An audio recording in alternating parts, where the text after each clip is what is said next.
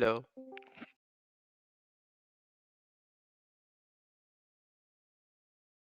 Guys, we'll just wait for everyone to join. We'll just wait till 92093 and then we'll start. I hope everybody's fine with that.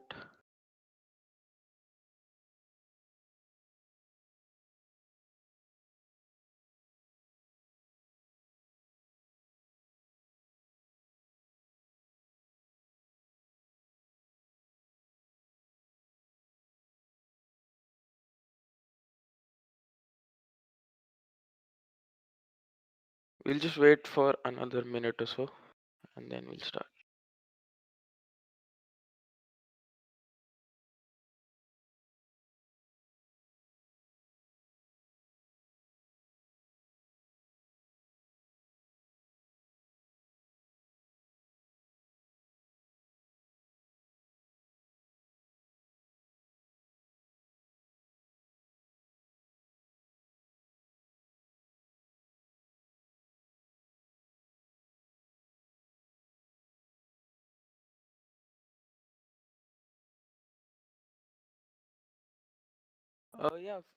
Just freelancing tips is fine. We can use marketing as well. I don't mind either. Whenever there's the need to type, I'll let you know where to type. Don't worry. My audio's clear to everyone, right? To make sure. Okay, you guys cannot unmute. I'll unmute you guys whenever there's the need to. Okay, cool. So I don't think we have to wait anymore. We'll just start. So what I want to talk about today is working in a job situation, working as freelancer, or working as an entrepreneur. What's best and when's the right time to switch? And why can I talk about this topic? It's because I have been in all three situations. Elson did drop a short introduction in that. I would just expand on that. Yes, I was a freelancer. It's been 6 years since I have been a freelancer, but I left that industry in 2 years to get into e-commerce. You can kind of call that entrepreneurship. Also worked with multiple corporates and startups, so I have experience in a job, and I run multiple companies right now, and I already had a startup that was acquired, so I have good entrepreneurial experience as well. So I think that makes me credible enough to talk about this topic. Now, when the topic says, job versus freelance versus entrepreneurship, it's not really about the verses here. It's just about what's best for you at a certain time. I believe everyone should be in every space at a certain point of your life because you don't know what suits you. Life is all about experimentation. It's just you you try this, you try that, and then you find something that works for you. That's why I left school as well. So when you have to experiment with things, I just want to talk about today which is the one that you should start with, and when do you know that your experiment is successful? When do you stop experimenting? When do you realize that yes, this is for me? Now, when you start, I always suggest people to start with what's in front of you. Now, when we talk about job or freelance or entrepreneurship, something that is in front of you thanks to technology today is freelance. Anyone and everyone can be a freelancer. The biggest advantage that I had as a freelancer 6 years ago was no one can see me. They don't need to see me. They don't need to meet me in real life. So they don't care if I'm 10 years old.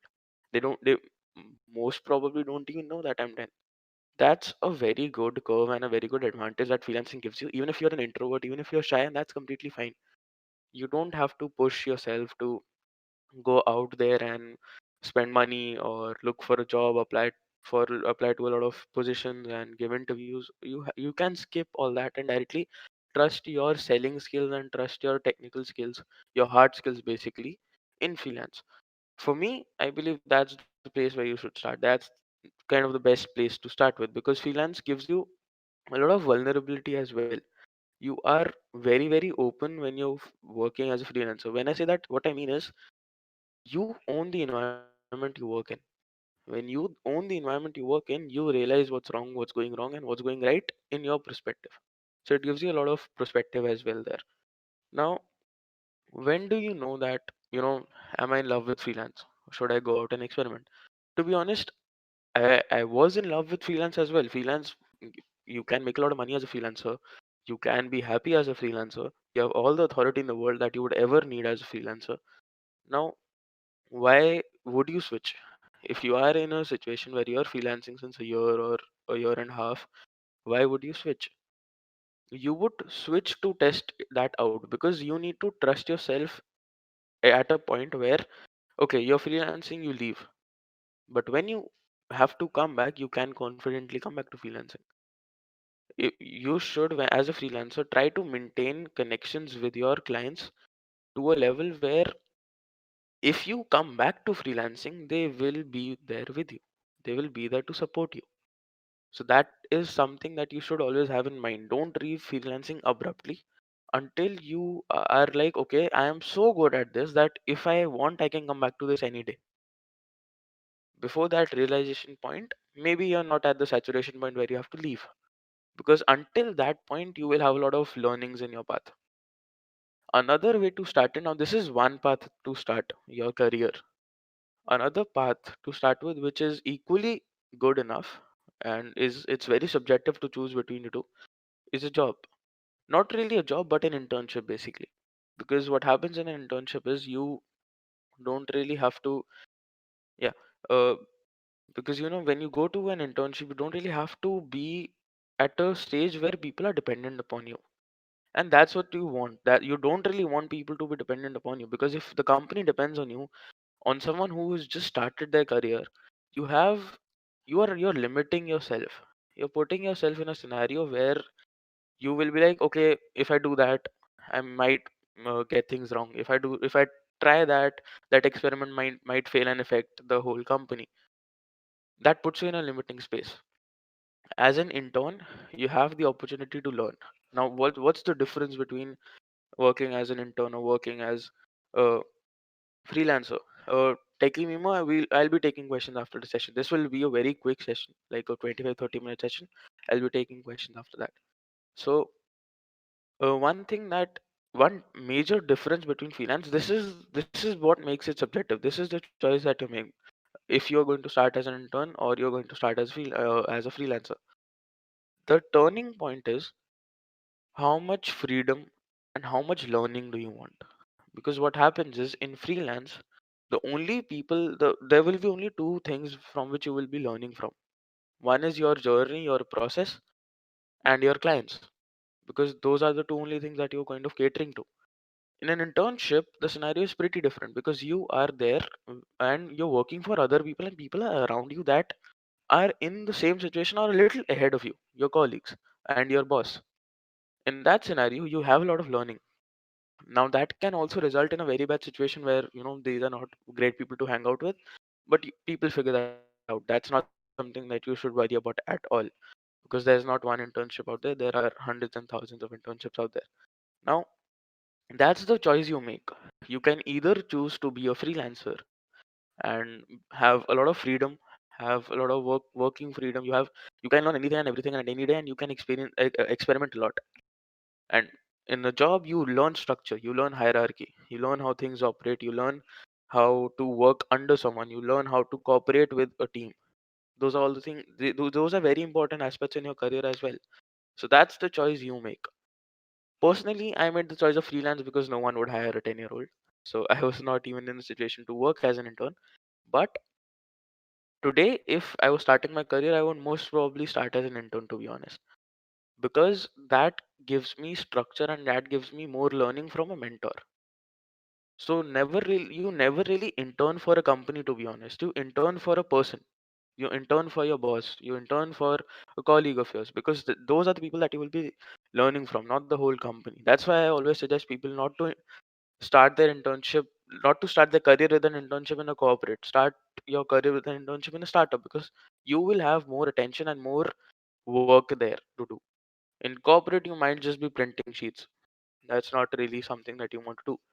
Now, that's where the decision point comes in. Do you want to start as an intern or a freelancer? Once you know where you want to start, in an internship, I already told you where that saturation point hits you in freelance. in a job structure, what happens is you just, if there's no growth. Now when I say growth, what do I mean? I mean financial growth, I mean learning curves. Because what happens in freelance is the things that you learn are in your hand. It's not the same with the job. If you are working in a certain position, for example, you're the growth hacker of a company, and you are not the senior most growth hacker in that company, and you don't have certain responsibilities. For example, you only have a certain budget to run ads with. Let's take that example. You will never exceed your testing and your experimentation power because you are limited. In freelance, you're not limited. So that's where you kind of know that, okay, this is a place where I don't have my testing capabilities to an extent where I can still grow. If you cannot grow, you have to leave. That's where you leave your job. That's where you leave the corporate. That's where you leave working under a boss. Because if the growth aspect stops, I believe in this a lot. Even if you're a billionaire, you should still keep learning because things change around you faster than you change. So to keep that going on, you always have the need to learn. Now again, in some corporates, they are good enough to provide you that learning curve for a very very long time, maybe even for like 10 or 20 years. If that's present, you don't really need to leave. You can dedicate your life to that. But if that's not present, maybe you should leave. Maybe come back to freelancing, maybe start entrepreneurship. Now when I talk about entrepreneurship, that's something, one thing that has to be very very clear before I start talking about entrepreneurship is, which is a common misconception that I've seen with a lot of people, especially in college. Yes, entrepreneurship is cool, but is that enough to start as an entrepreneur? Not at all. Yes, it's cool to say yes, I'm a serial entrepreneur, I'm a hustler. It's very cool to put that on your LinkedIn profile, sure. But no, it's not. It should never be the only reason for you to start a company, start a startup, because that would never make a lot of sense. Because entrepreneurship is hard. Entrepreneurship is harder than freelancing and doing a job any day, because when you're doing a job, the company's certain responsibilities of the companies are dependent on you, and you're dependent on the company for your financial need. But when you're running a company, a lot of people's financial needs are dependent on you, because if you lose, your employees lose with you. If you shut the company down, your 10, 15, 20, 100,000 employees go down with you.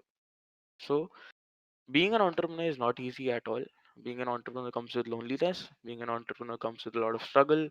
It comes with zero time management. It's very hard to manage your time as entrepreneur who has to do R&D all the time. So something that you need to understand is entrepreneurship. Don't do it if just because it sounds cool. When do you start an entrepreneur? As an entrepreneur, when you have the financial capability, that's the first aspect. Zero liabilities, you can start any day. If you have liabilities upon you, then you should think about it. It's never passion. Passion is such a misconception out there. Passion को follow करने के लिए कूदना, सब कुछ छोड़ देना, that doesn't make sense.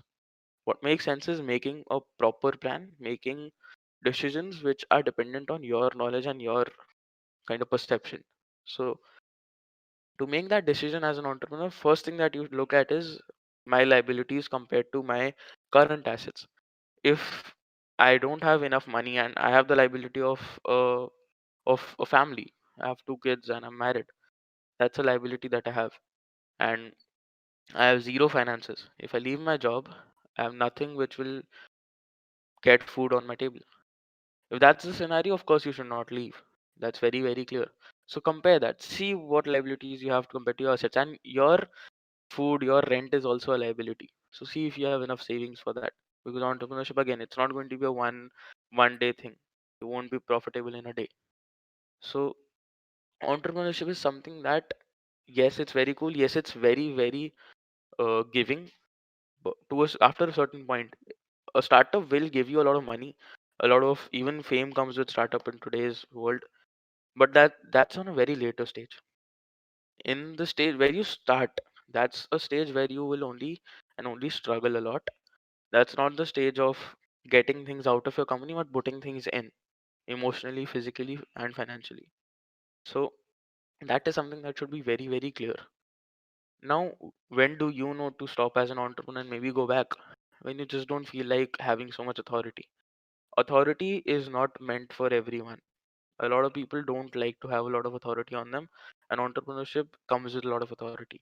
If you feel like I don't want to be in a situation where so many people are dependent on me, I have so many expectations all the time on me, don't don't do it. Just leave, because that's completely fine as well. Person who does a job and a person who runs a company, both of them can be really happy and can be really rich as well. Sundar Pichai is rich. No one can say that he's not rich. He's still doing a job. He's still employed. So you have to understand that very clearly, that being an employee is not necessarily bad. And maybe not even a CEO, maybe you're just a marketing manager, maybe you're just like a UI UX designer, head of design. That's fine. If you are making the amount that you need, that's fine. Satisfaction is something that is important, and what's important is that you continue the pursuit of happiness while you're satisfied. That's all that's important. No matter if you're a freelancer or working for someone or running a company. That's where you make that decision. Am I happy here financially, emotionally, physically? If I'm not, maybe there's something out there which is better for me. If I talk about the technical timeline, that's the kind of the Gyan side of it. The technical timeline, the best timeline possible, start as a freelancer, give it a year. At least give it 3 to 6 months. Don't leave before that, because you don't know shit before that. After a year, you know enough. Once you know enough, you can make the decision of leaving or giving that your life. I would never suggest you give that your life before you know how jobs work and how entrepreneurship works, because freelancing and working in a corporate, in a hierarchy system, it's very different. You don't know which one you might like without getting into that. Give a year to freelance, give 2 years to a job, work as an intern for 3 months, then go and scale from that. After a year or two in job, you would realize if this is for you or not. While you are in a job, you can still kind of start entrepreneurship, and once it gets to a sustainable stage, you can leave your job and switch full time to entrepreneurship. So that is the right timeline according to me. Now, one exception here, which if you can make, you should make always. That is the path that I took as well, and it ended up being a very good place for me financially, but not mentally. So you really have to look after your mental health if you take this path, which is the path of basically two timing, to be honest. If you are working in a company as well as you're working as a freelancer, you are working in a company as well as running another company. Yes, that's possible, but it does drain you out. See if that's something you can do. If you can do the best things to do together, which I did as well. Freelance with entrepreneurship, it's a very good combination. Freelance gives you sustainable income after a certain stage, and entrepreneurship lets you experiment all the time. That's the perfect combination. End up in that. Do a job. While you do a job, build a network, build a freelancing network before that, build a network which can sustain you enough when you are an entrepreneur. Start a company. Until that company makes a lot of money, and until you are at a stage where you can take a salary out of that company, keep freelancing on the side. That's always possible. That's always a possibility. That's the best goal. That's the best combination that I've seen out there, and I've been in for a very long time as well. Yeah, I think that's the end. I think that's good enough. If you guys have any questions, I think we already have a question in freelancing tips. So go on, drop them in freelancing tips. I'll answer the question in freelancing tips itself. We have one question. If we have more, you can drop it there. Otherwise, we can end it right there. Now, okay. So the question I see is how to keep that connection going on with clients when you leave freelancing. Build a relationship with them. Don't go after platforms. Don't go after Fiverr. Don't go after Truelancer. Don't go after Upwork. Go after LinkedIn. Go after Instagram. Go after Facebook. When you get clients from these social media platforms, you have a different kind of relationship with them. I'm not saying it's not possible with Fiverr and Upwork, but you have a bigger space to work with when you are in when you're finding clients through LinkedIn, Instagram, etc. So basically build a relationship with your clients where they come back to you, where they do want you to work for them. Be irreplaceable for your client and work on long-term contracts. How to build your network? By So there are multiple ways to build a network. Of course, LinkedIn now, again, when I say LinkedIn, I don't mean connection request based. I mean send connection request, talk to people as well. So that's a very good place to be at. Online in the current scenario, LinkedIn is a very good place. Another very good place which has proven for me, it's proven and it's right. I do that all the time. I used to. I can't do it anymore. Which is go attend events. Attend a lot of events. There are startup events all around you. There are even online startup events now. Go to these events and talk to people. Break that barrier. Go and talk to people as much as you can and be fucking shameless. Don't feel like, okay, maybe I should not go to this guy. वो क्या सोचेगा मेरे बारे में? Just go there. If they don't want to talk to you, they will tell you, or they will at least give you a signal to leave. Keep that in mind. Don't be like, वो मेरे बारे में क्या सोचेगा, तो मैं क्यों ही बात करूँ? Because if you don't talk to them, they would never even know you exist. So वैसे भी कुछ नहीं सोचेगा. तो don't have that aspect ever. I have done this where five people are talking. They're having lunch on a table in an event. I just go there and sit at the table and I just ask them, is this chair free? Can I talk and can I sit and talk to you? If they say no, I leave. That's fine. But if they say yes, and most probably they will say yes, sit, talk to them. And after 10 to 15 minutes, you can ask them, dude, guys, please, if you feel like I'm stopping all of you, if you feel like I should go, I can leave. Be very open. That's fine. That's the best way to build your network. What is Hive group of companies all about? There are multiple companies that are operated in Hive group of companies. The major ones are Teen Hive and Skill Hive. Both are edutech startups. I'll tell you about both of them in one line because I don't want to do that in this session. Teen Hive is basically, we take teenagers and we make them an exceptional self of them. We basically teach them things like financial management, time management, life management, in the sense कि दुनियादारी क्या होती है, दुनिया चलती कैसे है, and get them ready to face the real world, which school never tells them about. That's what Teen Hive does. What Skill Hive does is, Skill Hive is a skill training institute, skill training and identification institute. So basically, before freelance, there's a phase of you trying to test and experiment with, and actually, it's in between freelance. To be very honest, that's what I did as well. Learn a skill, learn it, implement it, and you would know if you're in love with that skill or not. That process, we kind of want to skip that and put that in uh, kind of like a funnel format. That's what Skill Hive does. How to know when to switch from job to another job or job to startup. So I think job to startup I answered. I'll take that in brief again. Job to another job. This is again, this is something I missed. Thanks for pointing it out. To know when you should switch from one job to another, again, measure your growth curve. Don't see your present, look at your future. Do you see your future changing if you are in a different job? Don't only look at finances. I'm not talking about your current salary. I'm talking about the things that you would learn that would make you irreplaceable for that particular company. Because today, automation's coming in, you will be replaced very easily. Most of the people are being replaced. Even I have replaced a lot of people with a lot of SaaS products, to be very honest. Don't be that guy who is replaced. Do not be that guy. See, is there a company out there that needs you more than this company and will give you more because it needs you more? Make sense? Okay, you can't answer. Sorry. Thanks for answer. Anytime, buddy. How to deal with clients who are never satisfied with your work? Leave them. Dude, see, again, I think this is coming from design. This mostly comes from design. So what happens is when you have a client who doesn't like your work at any point, first of all, your payment. So a very important aspect here is money. Do they pay you in advance? Do they pay you upfront? Do they pay you later?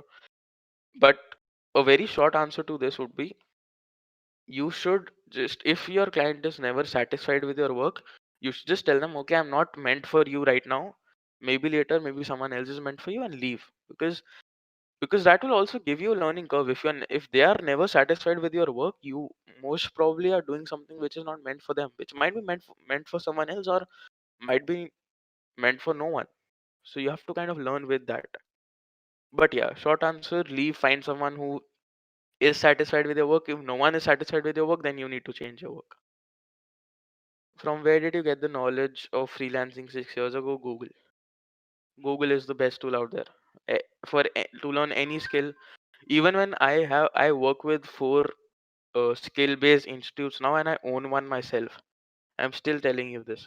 Google and YouTube is the best thing to uh, kind of learn. I've seen people hand out business cards at events. How else do I make someone remember me today? You are going to do your base. If you hand out business cards at an event, no one is going to fucking remember you. That's a very stupid thing to do. Doesn't make sense at all. A better thing to do is either talk to them at the event itself, exchange numbers, exchange LinkedIn profiles. If that's not a possibility, talk to them for a very brief amount, then go to LinkedIn, because I can understand you should not be talking to one guy for the whole event. Doesn't make sense. Talk to one guy for 5-10 minutes, go home. When you go home, in the first 2 to 3 hours of you talking with them, maybe even at a lunch break at the event, go to LinkedIn, send them a connection request with a very good personalized message that okay, we met here, we had this conversation, as da, da, da, da, da, da, da, da, da. And also, and when I say also, what I mean is ask a question, leave that with a question and start a conversation there if you really really want to know about them. Okay, I just switched to a different server. Yeah. What was your first freelancing work? The first ever project that I did was content writing. Yeah, as yeah, it was content writing. Yeah, that was the first thing I ever did, and that was for $500. I'm currently a final year student, done with 2 internships, stuck at freelancing, unable to build network. Major problem being fear of taking risk. How could I push myself to take more risk and maybe also get used to rejection somehow? See, get used to rejection. The only answer is be rejected as much as you can, and you get do that by, if you are in a client facing position, you will get a lot of rejections. I have personally, this happens with a lot of agency owners and freelancers in the marketing world. When you cold call people and when you cold email people, they will tell you no, and they will even abuse you at a certain stage. You will cry, that's fine. Move on, do it again, do it again, do it again until you are not afraid of getting rejected. Unable to build network. I think I told everyone how to build a network. Major problem being fear of taking risk. Okay, I don't think building a network, the fear of taking risk is involved. The main risk is being judged. I think I explained why you should not have that and how to kind of do things. Uh, what according to you is the best platform among Fiverr, Upwork, etc. apart from Fiverr's good but very competitive. Upwork's good but you need to be highly skilled. So I think both of them are fine. See what works for you. There's no one best platform for anyone. See what works for you. Can you summarize today's event at the end? Maybe one of you can, or someone can leave the summary. I don't think this is being recorded. Otherwise, you will get the recording, and or someone else will leave a summary most probably. If I have time, I would. Then freelancing for introverts. Of course, dude, freelancing is meant for introverts. And understand this again. I don't want to get into psychology a lot because this session is not about that. But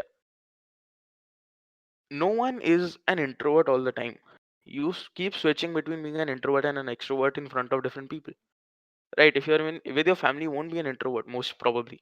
If you're in front of your friends, you will most probably not be a highly extrovert person or a highly introverted person.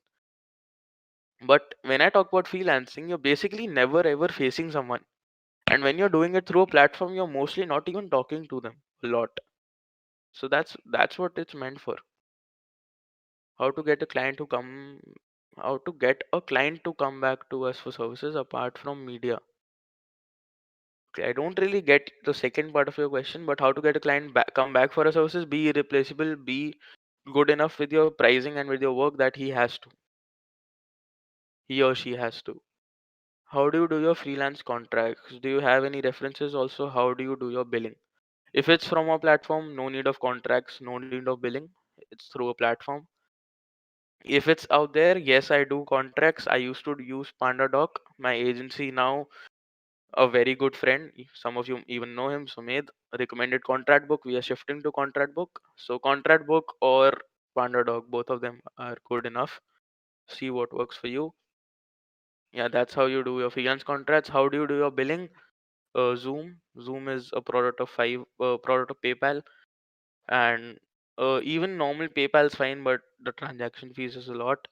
And another thing can be transfer wise. I think I don't use it, but another friend of mine recommended it because not been in the freelance game since a long time. Should I start looking for a startup during college? For sure.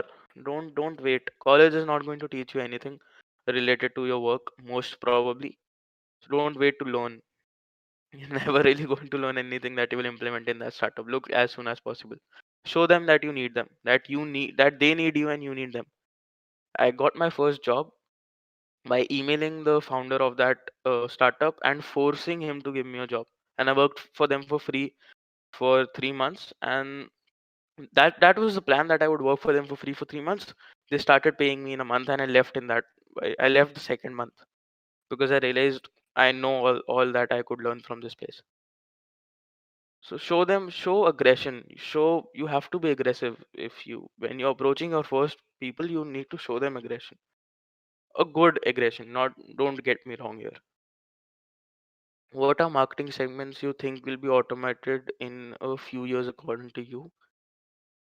A major part of marketing will be, for example, running ads, scheduling posts, all of that is already automated as well. Uh, a lot of management will be automated as well, like monitoring employees is also something which will be automated. So that's something you should skip. So anything that needs a lot of input from the human brain is harder to automate. See what needs a lot of input from your brain. And like any job which needs very less input from your hands and very high input from your brain, you are irreplaceable in that job. So find these jobs. For example, packaging boxes, that is already automated because it's not at all related to you using your brain. It's all your hands. So see jobs where you have to use your brain more than your hands.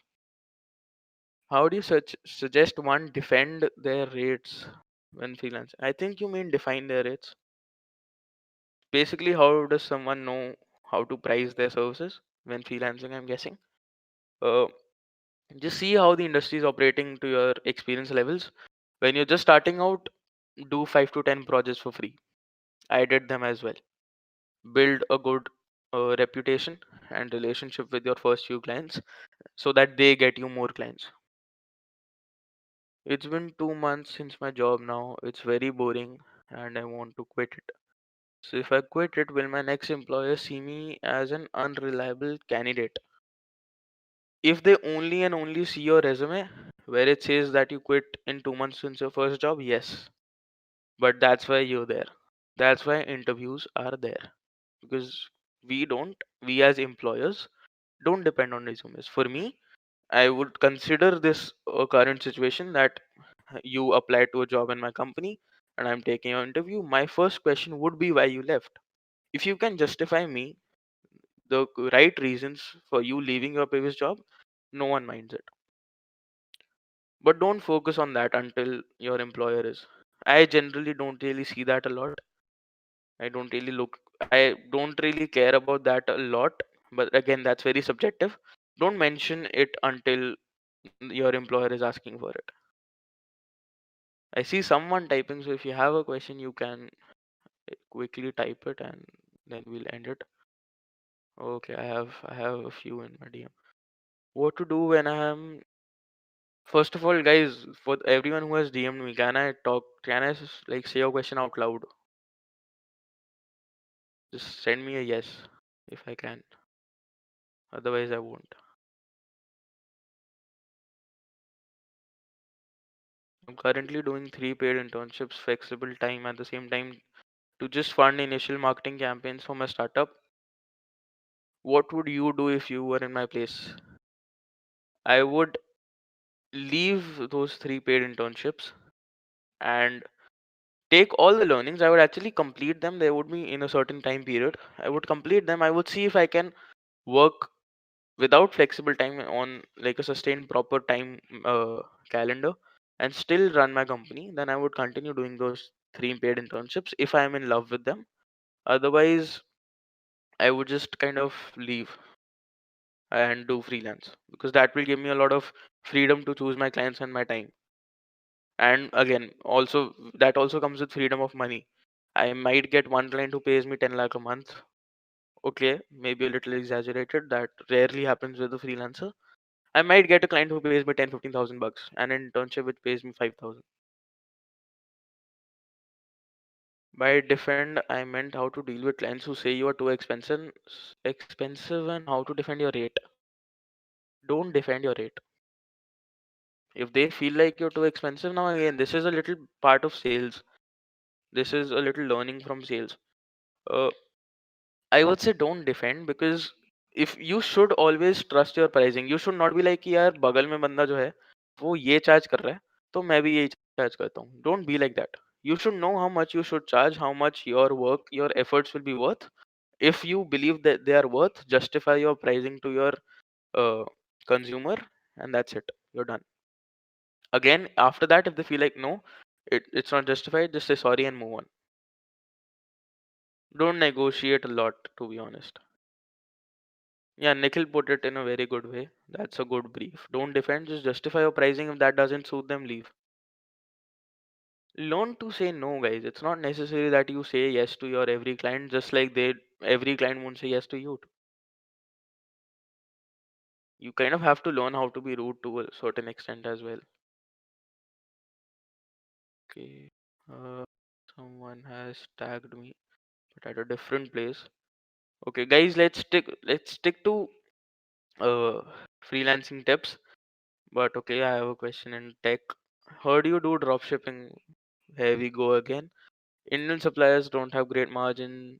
Chinese shipping has taken a hit.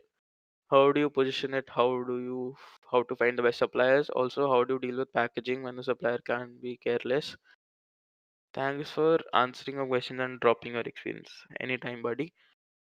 Answer to all, you have three questions here. Answer to all three is one. Don't do dropshipping. Why I say that? It's a saturated industry which is going to die very soon.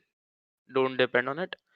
That's the reason I did dropshipping. I don't do it anymore. I made a lot of money from it and left, because I understood that this is not something which will give me the same amount of money in the next 10 years.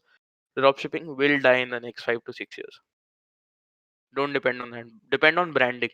If you can brand your e-commerce store with dropshipping, cool, do it. But at a certain stage, you will still stop dropshipping, because once you're a brand, you kind of want to depend on your own manufacturing or your own co-packer. I have two, no, I have three questions in my DM, but I don't have an answer to if I can say them out loud in the VC or not.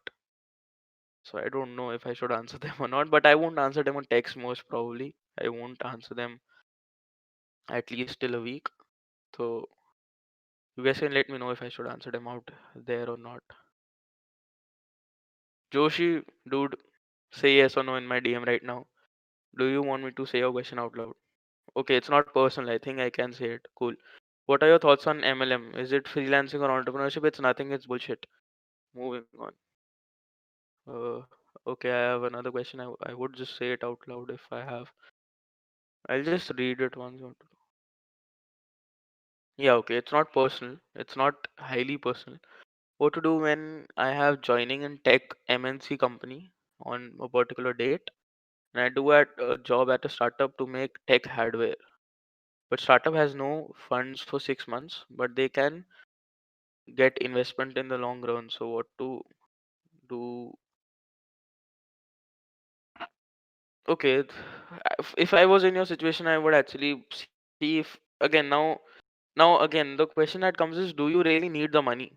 Are you liable to something that you really need the money?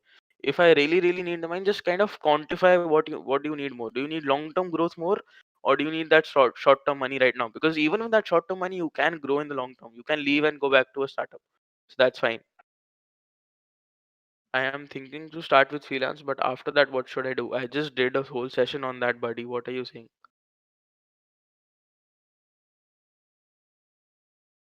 Nikhil, I think he's asking about what to do after freelance.